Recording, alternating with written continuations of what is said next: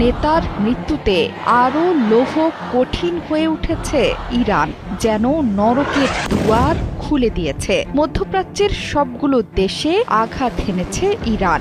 এর বাইরে প্রথমবারের মতো ইউরোপের দেশেও ছুটে গেছে ইরানের শক্তিশালী মিসাইলের বহর। সেখানে অবস্থান করছিল হাজার হাজার পশ্চিমা সেনা। ইরান এখন ক্ষিপ্ত সিংহের মতো একের পর এক আঘাত হানছে শত্রুর ডেরায়। সব বিশ্বাসঘাতকদের দম্ভ অহংকার চূর্ণ বিচূর্ণ করে দিচ্ছে এক পলকের মধ্যে।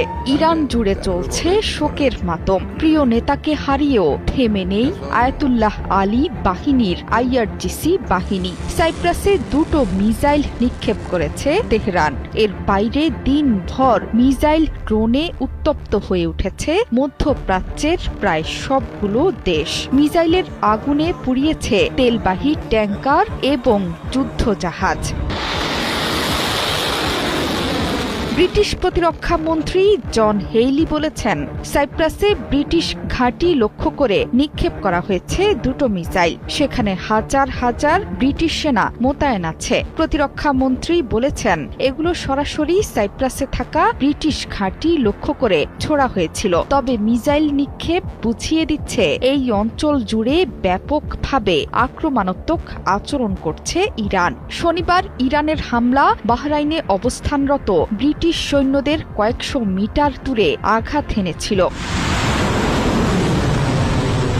বর্তমানে বন্ধ আছে ইরানের নিয়ন্ত্রণে থাকা সবচেয়ে গুরুত্বপূর্ণ জলপথ হরমুজ প্রণালী। ভারত মহাসাগর দিয়ে জ্বালানি নিয়ে যাওয়ার সময়ে স্কাইলাইট নামে একটি তেলবাহী ট্যাঙ্কারে হামলা হয়েছে। পালাউইয়ের পতাকাবাহী ওই জাহাজ লক্ষ্য করে আক্রমণ চালায় তেহরান। হামলায় আহত হয়েছে 4 জন। ওমান জানিয়েছে দেশটির দুকম বন্দরেও আঘাত হেনেছে 2টো ড্রোন। ইরানের বিপ্লবী গার্ড বাহিনী আইআরজিসি জানিয়েছে, অপারেশন ট্রু প্রমিসের 5ম ধাপে দুবাইয়ের জেবেল আলীতে মার্কিন নৌযানগুলোর জন্য গোলাবারুদ বহন করা একটি জাহাজে আঘাত হেনেছে ইরানের 4টি ড্রোন। বিস্ফোরণ এবং ক্ষয়ক্ষতির ঘটনায় পুরোপুরি অকার্যকর হয়ে গেছে জাহাজটি।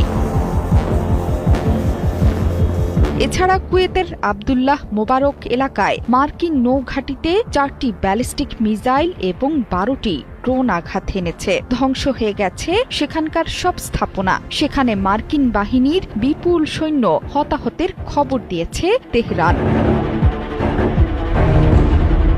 বিশ্বের অন্যতম ব্যস্ত দুবাই